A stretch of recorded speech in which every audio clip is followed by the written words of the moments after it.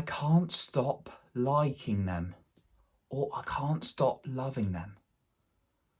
Have you ever felt that? Have you ever, whether that was a girl, whether that was a guy, have you ever felt, I can't stop liking them, and I don't really like myself? Well, I certainly have. And today we're going to go into why you need to love yourself first before anyone else. Welcome back to my channel, The Self-Esteem and Confidence Mindset, with me, Jonny Pardoe, here to help you boost your self-esteem and confidence. If you want a range of videos on self-esteem and confidence, then be sure to subscribe to my channel, where I release a new video every Tuesday and every Thursday. So this is a question really that lots and lots of people have asked me recently. I've had relationship struggles, or I've been struggling with dating. They've said this to me. How do I like myself? How do I sort of build myself up a little bit? And it's a great question. Particularly, I can relate to it. Now, first of all, to be open, completely honest with you, as I think I shared in my own personal share and authenticity video, I have never been in a proper long-term relationship. But we all have different situations, and I've been rejected a number of times in the dating world. I've also been with a girl and I've not been quite into her, so I didn't obviously want to drag her along. So I'm honest, and I wouldn't be with someone just for the sake of it. So I've had that end as well, but I'm always honest and open about it.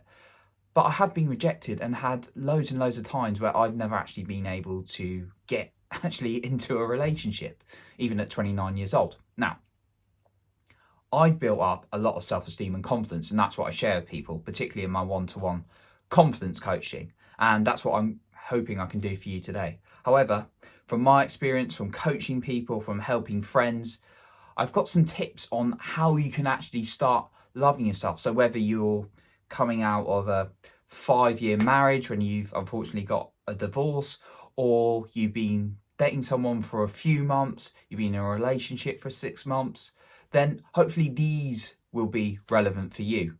But first of all, before I go into them, it's really important to note that it's okay to feel down when something's not worked out, when perhaps that person you wanted to be with wasn't quite the person you thought they were, or they weren't into you. It's perfectly normal. We're human beings. We're allowed to have emotions and feel down, but it's how we talk to ourselves on a regular basis that I'm so strong about how we build up our self-esteem and confidence. And that's what I want to teach you through the channel, and that's what I want to teach you today. So let's dive into these tips. My first tip is think what you would want your ideal romantic partner to say. So before actually, this is another one I'm adding in, before you actually get on to what you want them to say, think about what your ideal romantic partner would be. Now for me, I'm a little bit picky, but I don't want to be with someone for the sake of it.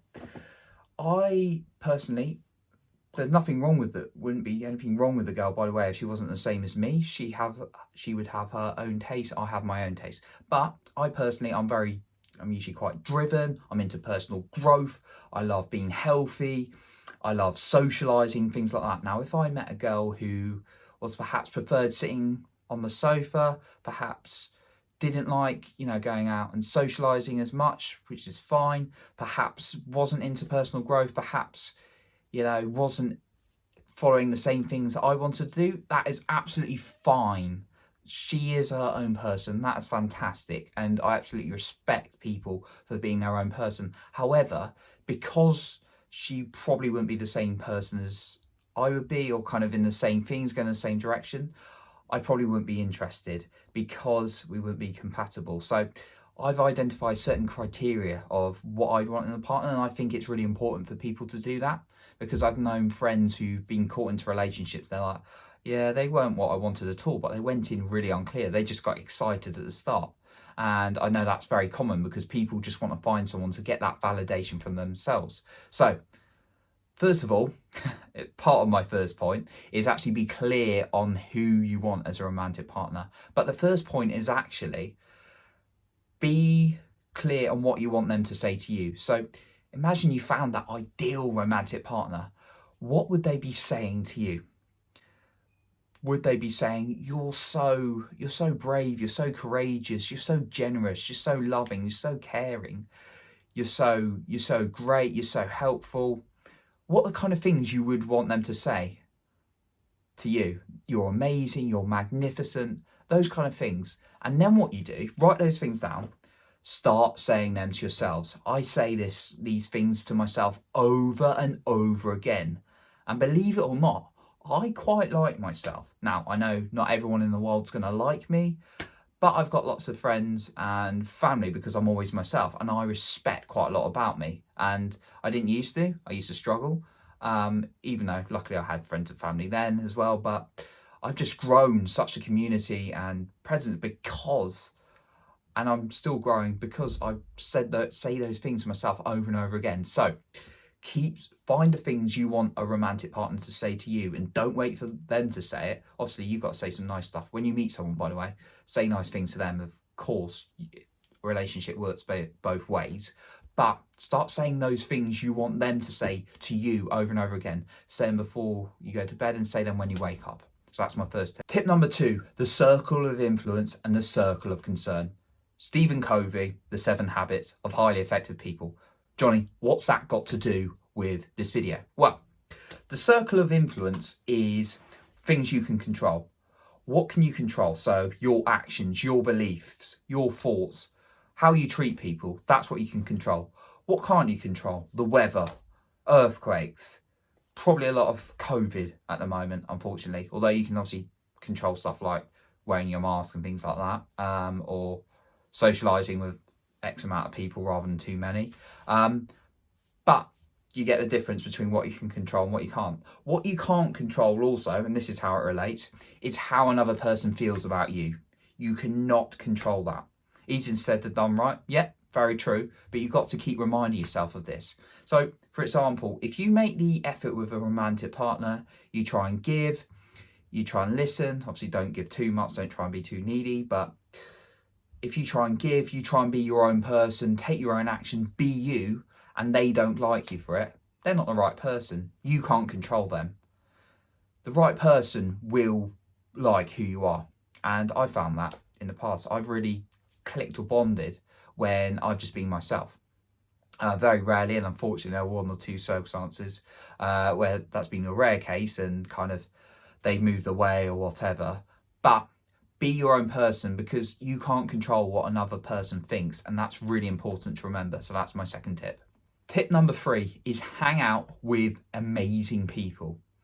And why is that important? It's important because when you have these setbacks, when something doesn't go your way in the dating world or relationship world, then you've got people to support you. If you've got negative people, if you perhaps you're a lad and you've got you know, you love your lad mates, but they're going to be like, oh, man up, get over it, you'll be all right. That's probably not the best advice for the people you're going to be hanging out with at that point. You want supportive people. Now, you don't want to be obviously crying for months on end about it, but you do need a bit of moral support.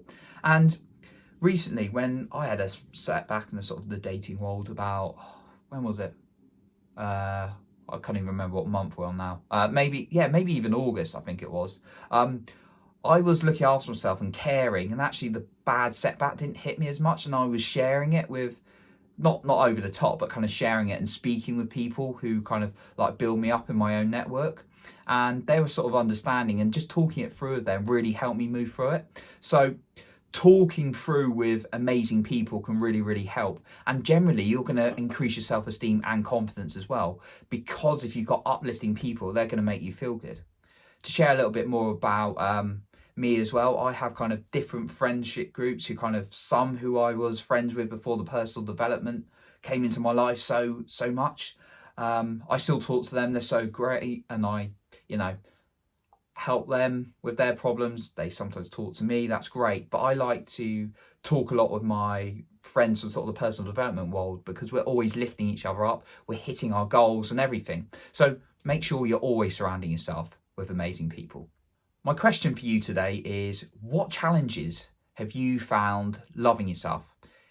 If you share, I know this might be a bit vulnerable. I personally found it a bit of a struggle because I really struggled to get a date. I was at a point like, right, no one wants me, then how can I like myself?